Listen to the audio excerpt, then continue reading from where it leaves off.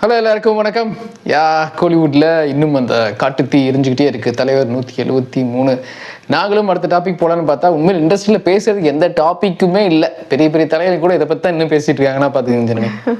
ஆமாம் பாப். ஆனால் அதுக்கு முன்னாடி 50 years of ரஜினிகாந்த் அதை பற்றி சொல்லுங்க. சூப்பர்ல. ஏன்னா ஹிந்துஸ்தான் டைம்ஸ் வந்து தலைவருக்குன்னு ஒரு எடிஷன் சொல்ல முடியாது, ஒரு டெய்லி பேப்பர் டெடிகேட் பண்ணியிருக்காங்க. ரஜினிகாந்த் டைம்ஸ்ன்னு சொல்லி அவங்க இன்னைக்கு ஒரு இது ரிலீஸ் பண்ணியிருக்காங்க. அது சான்ஸே இல்லைங்க.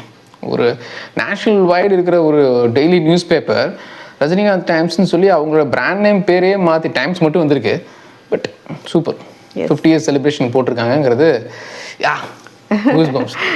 எனக்கு அந்த பிக்சரும் பிடிச்சிருந்தது. லைக் ஃபுல்லாக அந்த எழுத்து மாதிரியே இருந்தது, ரொம்ப நல்லா இருந்தது. நீங்கள் ஷேர் பண்ணதை நான் பார்த்தேன். உண்மையில சூப்பர். இதை சொல்லும்போது இன்னும் என்ன போகிறது, ஹிந்து நிறைய பெரிய பெரிய பத்திரிகை எல்லாமே பார்த்தீங்கன்னா இந்தியா லெவலில் சொல்கிறேன். ஓகே, பாலிவுட்டை பற்றி தெரியல, தமிழ்நாடை பொறுத்த வரைக்கும் ஒரு ஹீரோவுடைய புகைப்படம் அட்டைப்படத்தில் அதிகமான முறை வந்திருக்குன்னா ரஜினி சாரோடைய அட்டைப்படம் தான்.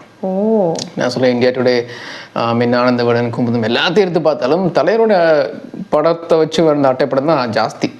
அதில் இந்தியா டுடே வந்து இப்போ ஹிந்துஸ்தான் டைம்ஸ் விட்ட மாதிரியே சிவாஜி ரிலீஸ் ஆன சமயம்னு நினைக்கிறேன், ஸ்பெஷல் எடிஷன் ஒன்று ரிலீஸ் பண்ணாங்க.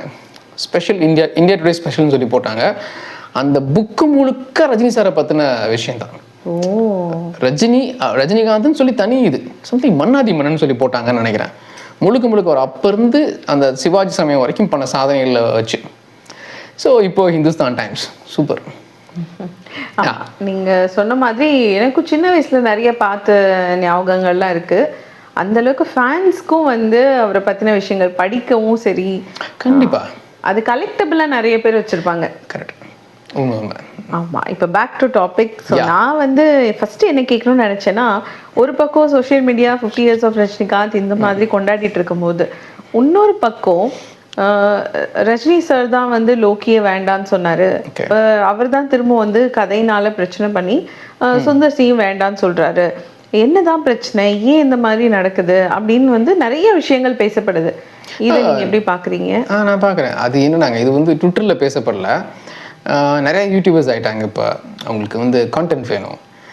இப்போதைக்கு கொஞ்சம் யோசித்து பாருங்கள், கோலிவுட்டில் பேசுறதுக்கு டாப்பிக்கே கிடையாது. ரஜினி சார் இப்போ 173 தவிர்த்து பார்த்தீங்கன்னா ஒரு சென்சேஷனான போட்டால் வைரல் ஆகிற மாதிரி நியூஸ் கோலிவுட்டில் எதுவுமே இல்லை. ஸோ ஓகே, ஒரு சிலர் வந்து கண்டிப்பாக தலைவரை பற்றி தப்பாக தான் பேசிகிட்டு இருப்பாங்க. அவங்களாம் இன்னும் ஜாலியாகிடுச்சு. ஸோ பார்த்தீங்களா, ரஜினி வந்து லோக்கி வேணாட்டார், ரஜினி வந்து சுந்தர் சி வேணாட்டார். இப்போ வரைக்கும் சுந்தர் சி கதையை ரஜினி வேணான்னு சொன்னதுக்கு எந்த ஒரு சாட்சியுமே இல்லை. கமல் சார் வந்து நான் வேறு கதை கேட்குறேன்னு சொன்னாரே ஒழிய, ரஜினி சார் எப்படி கதை கேட்பான்னு நம்ம நிறையா டைம் பார்த்துருவோம். ஈவன் நம்ம லோக்கிக்கு முன்னால் நெல்சன் கம்பெனியானதே பார்த்தீங்கன்னா பீஸ்ட்டுக்கு அப்புறம் நெல்சனா ப்ரொடக்ஷன் கம்பெனியே வேணான்றாங்க. இப்போ ரஜினி சார் இல்லை அப்படி சொல்லக்கூடாது அப்படின்னு சொல்லி. ஸோ அவர் ஒரு மாதிரி ரொம்ப so connected with young directors, இல்லை டைரக்டர்ஸோட ரொம்ப மரியாதை கொடுக்குற ஒரு ஆள். அதே மாதிரி லோக்கி சப்ஜெக்ட்டு நமக்கு என்னன்னே தெரியல. லோக்கி உண்மையில நேரேட் பண்ணாரா அப்படிங்கிறது நமக்கு இன்னும் ப்ராப்பராக நமக்கு அஃபிஷியலாக தெரிய வரலன்னு சொல்கிறேன். ஸோ நிறையா அப்படி கதைகள் போயிட்டுருக்கு. ஓகே, அவங்களுக்கு வியூஸ் வரணும் இல்லை அப்படி தானே சொல்லுவாங்க. கண்டிப்பாக. ஆனால் இது வந்து ஃபேன்ஸ் எப்படி பார்க்குறாங்கன்னா, மோஸ்ட்லி சொல்ல முடியாது, சில யூடியூபர்ஸ் அகெயின்ஸ்ட் ரஜினிகாந்த் அப்படிங்கிறது தான் ஃபேன்ஸோட ஒரு குற்றச்சாட்டாக இருக்குல்ல. உண்மைதான். வேற எங்கேயுமே இந்த மாதிரி டிஸ்கஷனே இல்லையே. இப்போ சோஷியல் மீடியானா சினிமா பற்றி அதிகமாக பேசுறது ட்விட்டர் தான் அதிகம், அதுக்கப்புறம் யூடியூப். ட்விட்டரில் இந்த மாதிரி வர்றதே கிடையாது. ட்விட்டரில் இப்போ லாஸ்ட் 2-3 days பார்த்தீங்கன்னா இந்த மாதிரி வரல. கோலிவுட்டில் இப்படி டிஸ்கஷன் யூடியூபர்ஸ் தான் போட்டுட்ருக்காங்க. ஈவன் சித்ரலக்ஷ்மி சார் இருக்கிற யூடியூப்ஸ்லேயே பார்த்தீங்கன்னா அவர் தான் சினிமாவில் ப்ராப்பராக சினிமாக்குள்ளே இருக்கிற ஒரு ஆள். அப்போ இருந்த படத்தில் நடிச்சிட்டு இருக்காரு, பிஆர்ஓவா இபிஆ நிறைய படம் ஒர்க் பண்ணியிருக்காரு. ஸோ அவருக்கே ப்ராப்பராக இன்னும் என்ன விஷயம்னு தெரில. இந்த விஷயம் தலைவர் 173 சுந்தர் சிங் வெளியே போனார், சொல்லாமல் போயிட்டாருங்கிறது தான் எல்லாருக்குமே தெரிஞ்சது. ஏன்னா குஷ்பு மேடம் இந்த போஸ்ட் போட்டு ஒரு 10 minutes டெலீட் பண்ணிட்டாங்க. ஸோ அது அப்போது சம்திங் நடந்திருக்கு. மீன்ஸ் ப்ரொடக்ஷன் கம்பெனிக்கும் தெரியாமல், ரஜினி சாருக்கும் தெரியாமல் சுந்தர் சி வந்து டக்குன்னு ஏதோ ஒரு உணர்ச்சி போட்டுக்கலாம். ஸோ அவ்வளோதான். மற்றவங்க பண்ணுறது எல்லாமே பார்த்தீங்கன்னா சும்மா அகெயின்ஸ்ட். நான் முதல் சொன்ன மாதிரி தான், வேறு டாபிக் இல்லை. ரஜினி சாரை பற்றி எதாவது போட்டு தான் ஆகணும். இப்போதைக்கு என்ன காரணம்னு தெரில. சரி, இந்த ரஜினின்னு பேர் வந்தால் ட்ரெண்டிங் ஆகும்னு சொல்லி எதாவது பண்ணிட்டு இருக்காங்க. கண்டிப்பாக.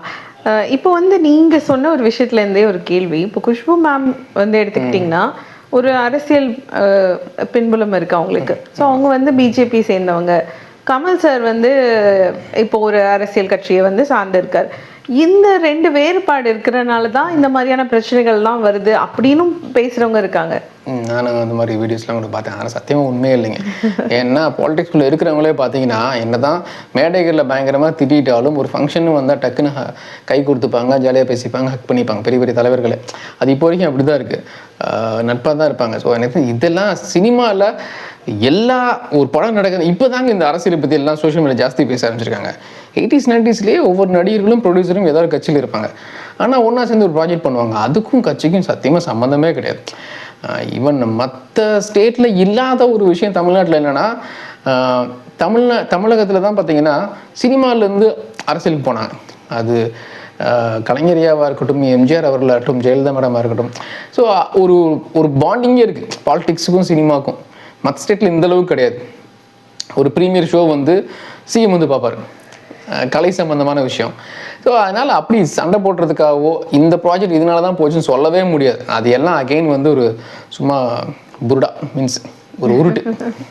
ஓகே, இப்போது ஓவராலாக ஃபேன்ஸ்க்கு வந்து ஒரு கன்ஃபியூஷனான ஸ்டேட் இருக்குது. ஏன்னா இப்போ நான் கேட்ட கேள்விகளே பார்த்தீங்கன்னா, ஏன் இப்படி ஆகுது, ஏன் அகெயின்ஸ்டாக இருக்காங்க, ஏன் இவ்வளோ நெகட்டிவிட்டி, அண்ட் அட் லாஸ்ட் அது அரசியல் காரணங்கள், இப்படி நிறைய விஷயங்கள் எல்லாரும் பேசுகிற போது ஃபேன்ஸ்க்கு வந்து என்னதான் நடக்குது அப்படிங்கிற ஒரு கொஸ்டின் மார்க் இருக்குல்ல. ஆமாம், கவலைப்படாதீங்க. இந்த மந்த் எண்டுன்னு நினைக்கிறேன் அடுத்த ஷெட்யூல் ஸ்டார்ட் ஆகுது ஜெயிலர் 2.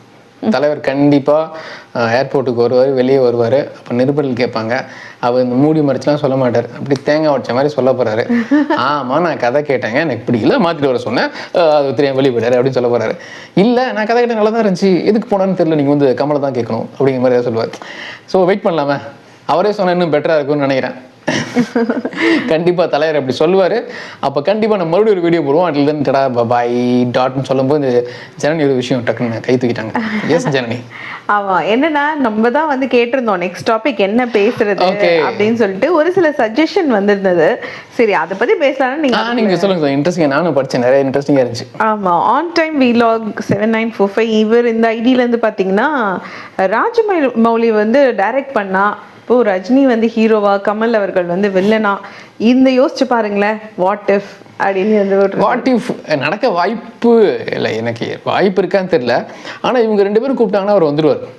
அவர் பாகுபலி முடிச்சுட்டே சொன்னார், நான் மட்டும் ரஜினி படம் பண்ணேன்னா படம் ஆரம்பித்து முட்டிற வரைக்கும் எல்லாம் கை தட்டிகிட்டே இருப்பீங்க அப்படின்னு. ஆக்சுவலி அவங்க பேசியிருக்காங்க, ஐ மீன் என்ன சொல்கிறது, மெட்டீரியலைஸ் ஆகலை. அவர் படம் பண்ணுறாங்க இருந்தால் 3 வருஷம் 4 வருஷம் இருக்கணும். ப்ளஸ் பார்த்தீங்கன்னா இந்த படத்தை 50% முடிச்சிட்டாராமே, ஒரு 40% மேலே முடிச்சிட்டாராம் வாரணாசி. அதனால 27 ரிலீஸு, நெக்ஸ்ட் இயர் மிட்டு அது மாதிரிலாம் முடிச்சுட்டு ஒரு படத்தை. அப்போ நீ அவர் நினச்ச மாதிரி நடக்க வாய்ப்பு இருக்குது. ஓகே, அதுக்கப்புறம் என்ன தான் பண்ணுவார் சொல்லுங்கள்? ஏன்னா இது வந்து சிங்கிள் பார்ட் தான் போல இருக்குது, ஒரே பார்ட் தானே வாரணாசி. ஓகே, அப்படி நடந்தால் நல்லா தாங்க இருக்கும், சூப்பராக இருக்கும். வேற என்ன? கண்டிப்பா. இன்னொருத்தர் வந்து லைக் இன்டர்வியூ மோட்ல வீடியோ போடுங்க, இந்த மாதிரி லைக் ஒருத்தர் ஆடியோ மட்டும் ஒருத்தர் மட்டும் வீடியோல இருக்கிறது கொஞ்சம் இன்கன்வீனியன்ட்டா இருக்குன்னு சொல்லியிருந்தாங்க. பார்க்க பழைய. அப்புறம் எனக்கு முக்கியமா என்னோட கமெண்ட்ஸை வந்து படிக்க மாட்டாங்க, சும்மா 2 மாசத்துல 18 கமெண்ட்ஸ் போட்டிருக்கேன்னாரு பிரவீன் சிஏ. நான் உங்களோட கமெண்ட்ஸை படிச்சுட்டு இருக்கேன், நீங்க போடுற ஃபியூச்சர் கமெண்ட்ஸும் படிக்கிறேன். அண்ட் நிறைய பேர் வந்து கேட்டிருந்தாங்க, ஏன் இப்போ ஒரு சில படங்கள் பார்த்தீங்கன்னா நமக்கு வந்து ரொம்ப வித்தியாசமா இருக்கும், அந்த ஒரு எக்ஸ்பீரியன்ஸ் வந்து கொடுக்கலாம்ல, ரெகுலரா இப்போ பண்ற இந்த படங்கள் இல்லாம அந்த மாதிரியான டைரக்டர்ஸ் வந்து சூஸ் பண்ணலாம் அப்படின்னு நிறைய பேர் வந்து சஜஷன் போட்டிருக்காங்க. நான் வந்து இன்னும் அதை வந்து நல்லா நோட் பண்ணி இல்லை, ஆக்சுவலி லோக்கி செலெக்ஷனே பார்த்தீங்கன்னா அப்படி தானேங்க. இப்போ லோக்கி வந்து திடீர்னு லோக்கி வந்து ஒரு சேல் கொண்டு வந்தார்ல, ஒரு டார்க் சைட் ஆஃப் லோக்கி படத்தில் பாருங்க, ஹீரோயினுக்கு வந்து வேலையே இருக்காது. கைதியில் ஹீரோயின் கிடையாது, விக்ரமில் கமல் சாருக்கு இது கிடையாது, அகைன் கூலிலையும் இது கிடையாது. மாஸ்டர் படத்தில் பார்த்தீங்கன்னா விஜய்க்கு பேருக்கு வந்து இவங்க இருப்பாங்க பெருசாக, அவங்களுக்கு வந்து ஒரு ப்ராப்பர் டூயட்டோ எதுவுமே கிடையாது. ஸோ லோக்கியே ஒரு வித்தியாசமாக தான் ட்ரை பண்ணுறாப்புல. நீங்கள் ஒரு திடீர்னு அதிகமாக அவரோட பார்த்து கொஞ்சம் போர் அடிக்குது லோக்கின்னு சொல்லி பேசி டார்க் சைட் ஆஃப் ஒரு ஃபில்மிங் தான் அவர் ட்ரை பண்ணிட்டு இருக்காரு. அப்படி பார்த்தா நித்தில் கதைக்கிட்டு இருக்காரு தலைவர், அவர் வித்தியாசமாக பண்ணுன்னு தான் நினைக்கிறாரு. ஒரு ஃப்ளேவர் வெளியே போய் பண்ணலாம் அப்படின்னு தான். நெல்சன் உள்ளவங்க தான் அப்படி தான் பார்த்தீங்கன்னா டார்க் காமெடிலாம் தலைவர் எப்போ நடிச்சிருக்காரு. டார்க் காமெடிங்கிற பேட்டர்னே அப்பப்போ லைட்டாக நம்ம ஊரில் படம் பண்ணியிருந்தாலும் ப்ராப்பராக யூஸ் பண்ணது நெல்சன் தான். ஸோ ஜெயிலில் நிறைய விஷயங்கள் பார்த்தீங்கன்னா ஒரு புதுசு, தலைவர் படத்தில் புதுசு தான். அவர் ட்ரை பண்ணுறாரு, பட் ஒர்க் அவுட் ஆகுதுங்கிறது நம்ம பொறுத்து தான் பார்க்கணும். கண்டிப்பா. இன்னும் ஒரே ஒரு விஷயம், இந்த பிரவீன் சி அவர் இன்னொரு வந்து ஒரு கமெண்ட் போட்டிருந்தாரு, சிவா அவர்களே ஓகே அண்ணாத்தேவே பெட்டரா இருந்துச்சு அப்படின்னு போட்டிருக்காரு. சார் சத்தியமா இல்லை, இந்த நான் ஆமோதிக்கிறேன். அண்ணாத்தேலாம் வந்து டுவர்ட்ஸ் எண்ட் ரொம்ப நான் அழுதுட்டேன். இல்லை அண்ணாத்தே லாஸ்ட் ஒரு 20 நிமிஷம் மட்டும் கொஞ்சம் ப்ராப்பராக இது பண்ணியிருக்கலாம், டெலிவரி பண்ணியிருக்கலாம். ஓகே. இல்லை சிவா அவர்களை கம்பேர் பண்ணும்போது நிறைய பேர் வந்து கொடுத்த சஜஷன்ஸ், நித்திலனா இருக்கட்டும், நிறைய சஜஷன்ஸ் வந்து ரொம்ப எனக்கு பிடிச்சிருக்கு சார். நான் கண்டிப்பாக உங்கள் கமெண்ட் படிச்சிருக்கேன், அதனால உங்களுக்கு பதில் சொல்லணும்னு நினச்சேன். ஓகே, பேசிகிட்டு இருக்காங்க, அவங்களே சொல்லுவாங்க. நான் முதல் சொன்னது தான், எப்படியும் இன்னொரு 2 வீக்ஸ்க்குள்ள தலைவர் கண்டிப்பாக ஜெயிலர் 2 அடுத்த ஷெடியூலுக்கு வெளியே வருவார். அப்போ ஒரு கேள்வி கேட்கும்போது தெளிவான பதில் சொல்லுவார். அது வரைக்கும் வெயிட் பண்ணலாம். அட்லீஸ்ட் பை டாட்.